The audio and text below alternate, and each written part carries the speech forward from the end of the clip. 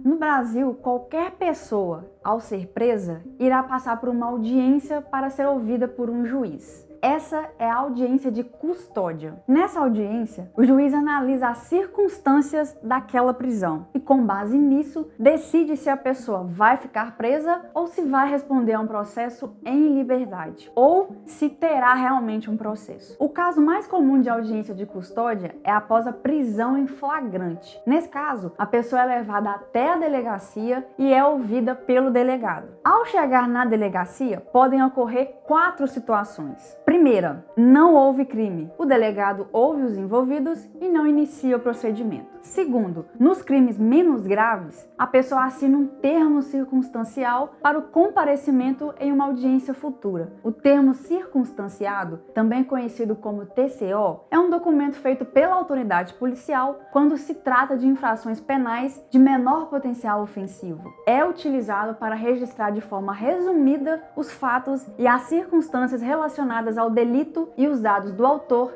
e da vítima. Terceiro, nos crimes afiançáveis, o delegado fixará um valor de fiança, ou seja, a pessoa pode responder a um processo solta. Quarto, em alguns casos, a pessoa fica presa na delegacia. Por exemplo, se a fiança não for paga, nos casos em que o delegado não pode fixar a fiança, crimes com pena maior de 4 anos ou inafiançáveis. Nesse último caso, a audiência de custódia ocorre até 24 horas após a prisão. Em seguida, a pessoa vai para o centro de detenção provisória, local onde aguarda a audiência. Qual a função dessa audiência? A audiência de custódia possui 3 principais objetivos, sendo eles: proteção da pessoa presa. A audiência de custódia é uma forma de proteção àquela pessoa que está reclusa. Custódia significa proteger ou guardar algo, sendo essa uma de suas principais funções. Nesse sentido, ela protege a integridade física e psíquica do custodiado e garante o respeito aos direitos humanos. Além disso, essa proteção também evita tortura, maus tratos, ameaças e agressão física ou psicológica praticada por agentes envolvidos, pois ali também é feito o exame de corpo de delito. Avaliação sobre a legalidade da prisão. Na audiência de custódia, o juiz avalia se a realização da prisão foi feita conforme a lei. Assim, evita-se prisões injustas e ilegais. Se a prisão for contra a lei, o juiz deve considerá-la ilegal. Nesse caso, a prisão deve ser relaxada, ou seja, invalidada. E a pessoa presa responde ao processo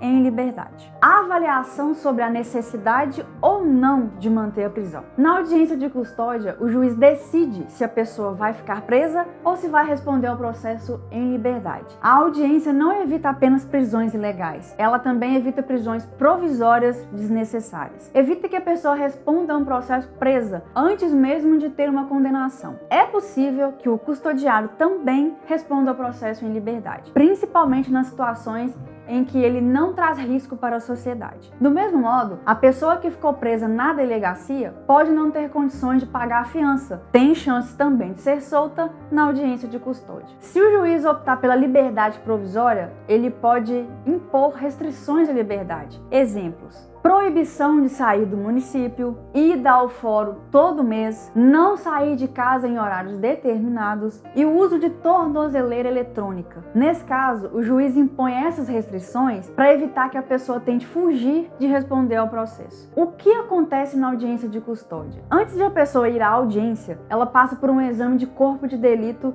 e por uma equipe composta por agente social, psicólogo e técnico de enfermagem. Além disso, antes da audiência começar, o custodiado tem o direito de conversar com seu advogado ou defensor público, em particular. Iniciada a audiência, estão presentes o juiz, o promotor, o advogado ou defensor público e o custodiado.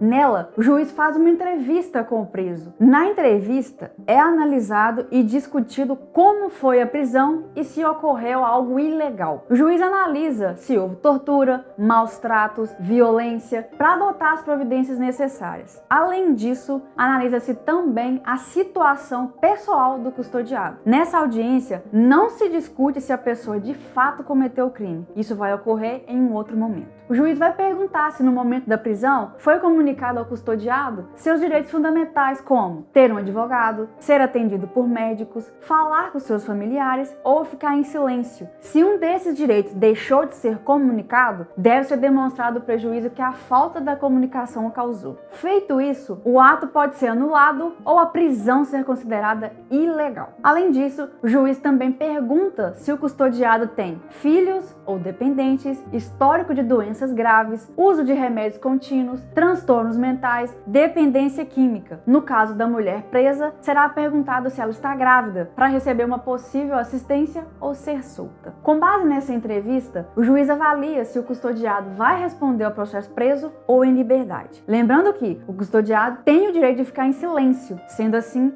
ele não é obrigado a responder essas perguntas. Com o fim da entrevista, o Ministério Público avalia o caso e pode, primeiro, pedir que o custodiado responda ao processo preso ou pedir que seja em liberdade. Aqui entra em cena também um advogado ou defensor público que pede pela liberdade da pessoa se o promotor tiver pedido a prisão dele. Após as manifestações do Ministério Público e do advogado, o juiz toma sua decisão. O que pode acontecer após a audiência de custódia? Encerrada a entrevista, após as manifestações do promotor, chega a hora do juiz tomar sua decisão. O juiz pode decidir das seguintes formas. Primeiro, relaxamento de prisão. Nesse caso, a prisão é ilegal e a pessoa responde ao processo em liberdade. Segundo, liberdade provisória com pagamento de fiança. A prisão é legal e a pessoa responde ao processo em liberdade, mas pagando a fiança, pois existem alguns crimes que o delegado não pode atribuir fiança, mas o juiz pode nessa audiência. Terceiro, liberdade provisória sem fiança. A pessoa responde o processo em liberdade